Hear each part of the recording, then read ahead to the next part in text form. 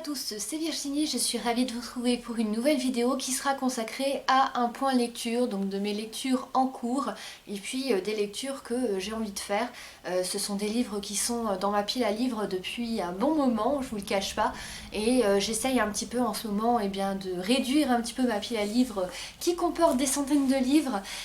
Donc du coup voilà, c'était l'occasion de découvrir ces livres et de vous les faire aussi découvrir en même temps. Alors je vais déjà vous présenter le livre que j'ai lu récemment. Donc je vous l'avais présenté dans une dernière vidéo dont je vous mettrai le lien, enfin la petite miniature à la fin de cette vidéo là.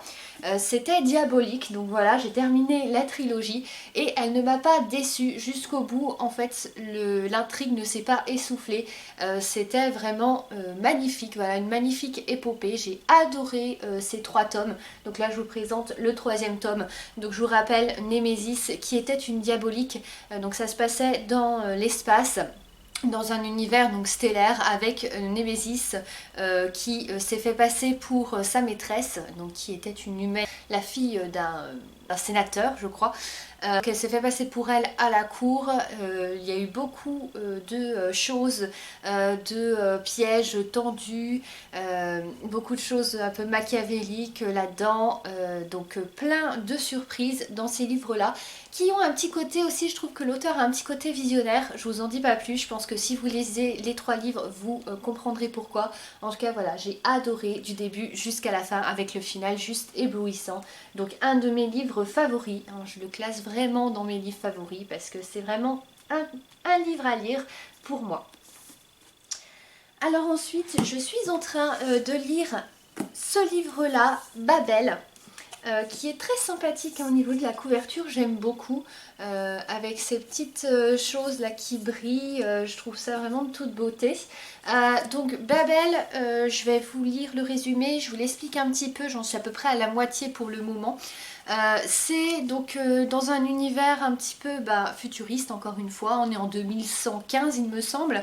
Il y a donc des jeunes qui participent à un jeu qui s'appelle le Light Game. Je trouve que ce livre a un petit côté Hunger Games pour ceux qui connaissent la saga à succès. Un petit peu seulement parce que on est quand même sur un univers différent. Le Light Game se déroule dans une sorte d'arène et puis des programmes en fait informatiques sont injectés, on va dire en fait sous la peau des joueurs et va leur permettre d'avoir différents pouvoirs en fait dans ce jeu là, et on suit donc les aventures de ces jeunes là qui sont orphelins.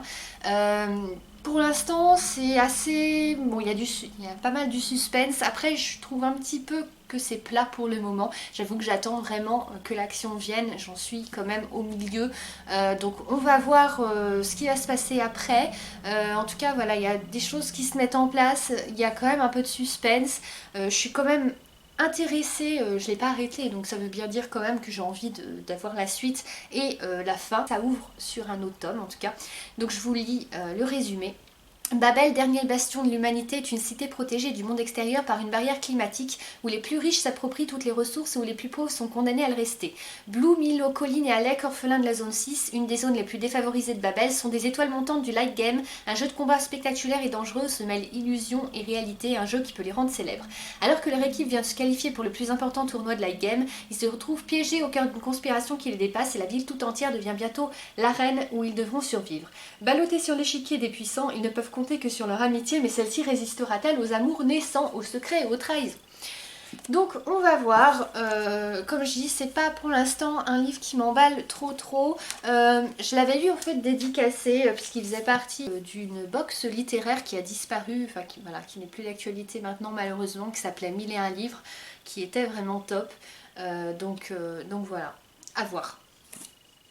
Alors ensuite, les prochains livres que j'ai envie de lire ou relire, en tout cas pour le livre 1, ce sont les 2 livres, il n'y en a pas d'autres hein, apparemment, Rosen, donc le livre 1 et le livre 2. Donc j'avais lu le livre 1 il y a déjà un petit moment, donc comme je vous le disais dans une autre vidéo, maintenant je peux plus, en fait, je dois lire les choses à la suite parce que sinon je m'en souviens plus.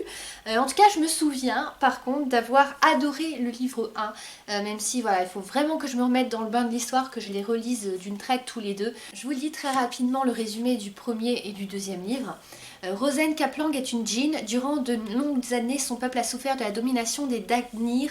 Même si l'esclavage est officiellement aboli, la liberté, elle, garde un goût amer. Et si une union entre princes et princesses de ces différentes tribus permettait de tirer un trait sur un douloureux passé. Et le deuxième, Rosen Kaplang est une rebelle. La voilà prête à prendre les armes auprès des siens contre le sultan. Seulement si elle veut parvenir à ses fins, elle n'a pas d'autre choix que de s'allier au prince. Mais à qui choisiront-ils d'accorder leur allégeance? À la liberté tant convoitée par les djinns ou à leur père? Donc voilà, c'est un livre, c'est une romance un petit peu, un livre bourré d'action aussi, avec un côté aussi magie là-dedans. Beaucoup de... en fait, on est dans l'univers voilà, vraiment oriental, d'où les djinns qui sont eh bien, des créatures issues du folklore en fait, oriental, hein, du désert en fait. Et ce que j'aime beaucoup, c'est qu'on a des petits décors en fait, sur les pages qui rappellent justement le côté un petit peu oriental. Donc c'est vraiment sympa. J'ai hâte de lire ce deuxième tome. J'espère qu'il ne me décevra pas par rapport au premier. Je pense pas en tout cas, enfin, s'il est aussi bien que le premier, je pense que ça va être prometteur. Ensuite, j'ai envie de changer un petit peu d'atmosphère et de relire des choses de vampires. Hein. J'ai beaucoup de livres aussi sur le sujet. Et là, j'avais découvert il y a peu de temps Vampire Academy. Je l'avais eu en fait, je crois, ce premier tome et peut-être le deuxième, je crois dans une brocante dans ma région. Donc Vampire Academy, quand l'ennemi est à votre porte, les fêtes de Noël deviennent mortelles. Les vacances de fin d'année ont débuté à Saint-Vladimir, mais Rose n'a pas la tête à s'amuser. Une attaque Strigoi a mis l'école en alerte rouge et des gardiens viennent renforcer la sécurité. Les élèves sont envoyés dans un chalet à la montagne pour les éloigner du danger. Or la menace se rapproche et Rose doit faire preuve une fois de plus d'un courage hors du commun, mais l'héroïsme a un prix. Il me semble qu'ils l'ont adapté en... je sais pas, en série, en film, enfin vous me direz pour ceux qui connaissent, mais je crois avoir déjà vu à la télé en fait Vampire Academy. Et ici on a, je crois que celui-là, ça doit être le premier tome. Là pareil, hein, vous me direz pour ceux qui connaissent, je crois que Sœur de sang, ça doit être le premier tome, et l'autre c'est le deuxième. Voilà, l'autre c'est le deuxième, c'est sûr, mais celui-là, oui, promis. Voilà. Et donc Saint-Vladimir est un lycée privé hors du commun, à l'abri des regards indiscrets de jeunes vampires y apprennent la magie. Rose Attaway est une vampire et elle doit assurer la protection de sa meilleure amie Lisa, princesse Moroy. Menacées au sein même de l'académie, Lisa et Rose ont fugué ensemble mais ont été ramenées de force derrière les hautes portes de Saint-Vladimir. Entre intrigues machiavéliques, rituels nocturnes inavouables et amours interdites, elles doivent rester sur leur garde. Les Strigoi, vampires immortels et ennemis jurés des Moroi, pourraient bien faire de Lisa l'une d'entre eux pour l'éternité. Donc à lire, voilà, une petite histoire de vampires comme on les aime, en tout cas comme je les aime, donc à découvrir. Ensuite, je voulais découvrir, je l'ai dans ma palle depuis énormément de temps. J'ai le deuxième aussi, que je crois que j'ai pris en format poche. Il est connu ce livre-là, hein, Les fiancés de l'hiver. Donc je vous lis tout de suite le résumé pour ceux qui ne le connaîtraient pas. Sous son écharpe élimée et ses lunettes de myope, Ophélie cache des dons singuliers. Elle peut lire le passé des objets et traverser les miroirs. Elle vit paisiblement sur l'arche d'Anima quand on la fiance à Thorne du puissant clan des dragons. La jeune fille doit quitter sa famille et le suivre à Citaciel, capitale flottante du pôle. À quelle fin a-t-elle été choisie? Pourquoi doit-elle dissimuler sa véritable identité? Sans savoir, Ophélie devient le jouet d'un complot mortel. Une héroïne inoubliable, un univers riche et foisonnant, une intrigue implacable. Découvrez le premier livre d'une grande saga fantastique et le talent d'un nouvel auteur à l'imaginaire saisissant. Donc voilà, j'ai hâte de lire ce livre-là. Je sais plus combien il y en a au moins 3, peut-être 4. J'ai eu de très bons retours sur ce livre-là sur internet, j'en ai beaucoup entendu parler. Donc voilà, j'ai hâte de commencer aussi sa lecture. Ça sera une des prochaines lectures que je ferai. Et ensuite, pour finir cette vidéo, je vous présente des livres que je trouve assez approchants au niveau de l'histoire. C'est un peu différent, donc voilà, des fois j'aime bien un petit peu varier mes lectures. Donc ici on a La Sélection, ce qui a été un best-seller. 35 candidates, une couronne, la compétition de leur vie. Donc on a le tome 1, il y a plusieurs tomes aussi. Donc pour les jeunes filles choisies, la sélection représente une chance unique de troquer un destin misérable contre un monde de paillettes, en séduisant Maxon, le prince héritier. Mais pour America Singer, cette sélection relève du cauchemar. Cela signifie renoncer à son grand amour, quitter sa famille, entrer dans une compétition sans merci. Puis America rencontre le prince et tous les plans qu'elle avait échafaudés s'en trouvent bouleversés. Donc on dirait qu'on est plus ici sur de la romance. Donc j'ai envie aussi de découvrir, je sais pas s'il y a truc de fantastique là-dedans, mais en tout cas ça m'avait assez inspiré au niveau du résumé, donc à voir. Et puis ce que je rapproche, alors là j'en ai plusieurs que j'avais trouvé pas cher en fait dans un magasin. Donc ici, je sais pas par contre quel est lequel, je pense que ça vient après. Là on a Rumeur. Après vous avez Tricheuse. Alors j'aime beaucoup ces livres là, je les trouve vraiment top au niveau de la couverture, je trouve que c'est très très bien fait. Vénéneuse, alors ça doit être le dernier, celui-ci, parce que je vois que derrière en fait vous avez l'image en fait des différents tomes, et ici ça doit être le premier.